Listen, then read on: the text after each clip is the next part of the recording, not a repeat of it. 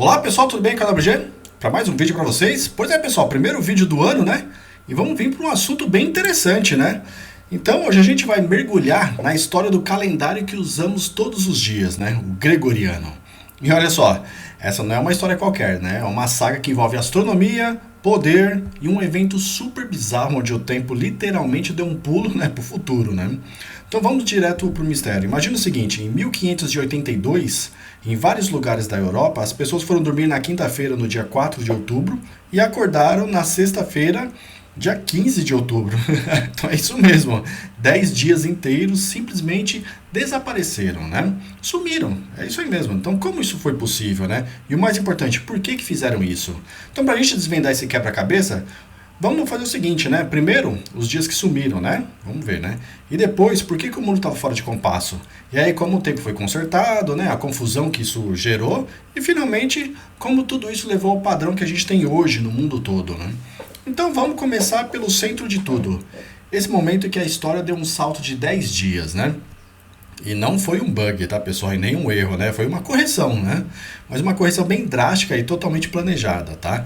A ordem para essa mudança maluca veio lá de cima, do Papa Gregório XIII, né? Ele, com a ajuda de astrônomos e matemáticos, bateu o martelo. A ideia era decretar uma reforma para resolver um problema que vinha há muitos anos, né? 1600 anos, né?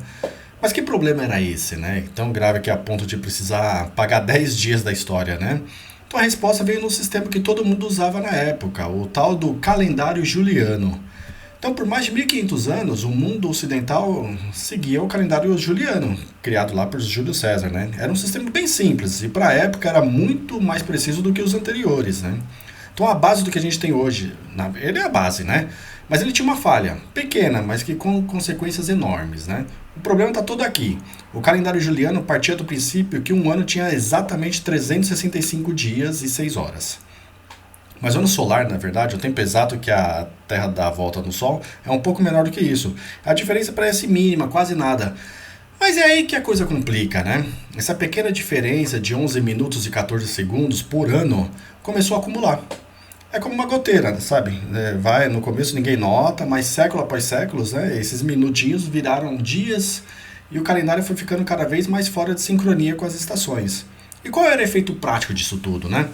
Bom, no século XVI o calendário já estava 10 dias adiantado em relação ao Sol. Então isso era um problema, né? Principalmente para a igreja, porque a data da Páscoa depende do equinócio da primavera. Então com o calendário todo bagunçado, a Páscoa ficava cada vez mais perto do inverno. Então alguma coisa precisava ser feita, né? E rápido. E a solução que eles encontraram foi simplesmente brilhante, né? Foi uma reforma em duas partes, que não só corrigiu o erro acumulado, mas também garantia que ele nunca mais acontecesse. Então a lógica foi a seguinte. É bem elegante, né? Primeiro, ajustar, né? Esse ajuste radical de zerar o cronômetro, né? Reseta tudo, né? E colocar o calendário de novo nos trilhos, né? E depois, né? Uma nova regra matemática muito mais inteligente para manter o calendário sincronizado com o Sol dali para frente, né? E aqui está a grande sacada da reforma. A nova regra dos anos bissextos. A regra é, a cada 400 anos, a gente tira 3 anos bissextos que existiriam no sistema antigo. Então, por isso que o ano de 1900 não teve 29 de fevereiro, mas o ano 2000 teve. Então, essa pequena mudança fez uma diferença gigantesca na precisão. E o resultado é impressionante.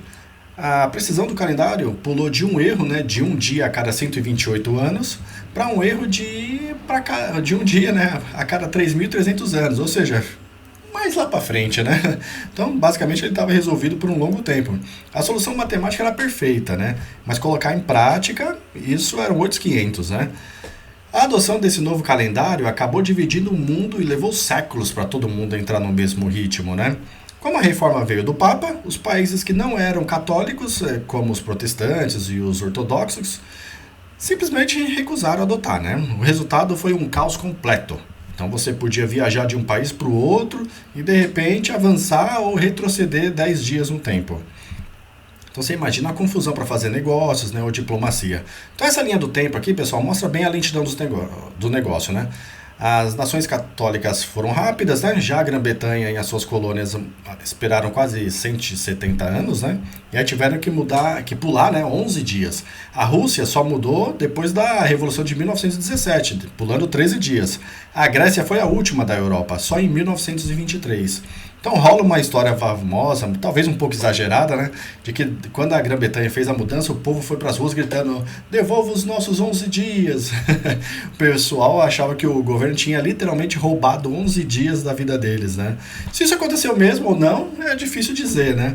Mas a história ilustra perfeitamente a confusão e a resistência que isso causou, né? Apesar desse processo todo lento e cheio de conflito, né, a praticidade acabou vencendo. Hoje o calendário gregoriano é a base do sistema operacional do nosso mundo moderno, né? Pensa um pouco em como o mundo funciona hoje, né? Comércio internacional, voos que cruzam planetas, reuniões online, projetos científicos globais. Nada disso seria viável sem um calendário único. Então, o calendário gregoriano nos deu essa linguagem comum, né? Esse sincronismo que permite que o nosso mundo funcione.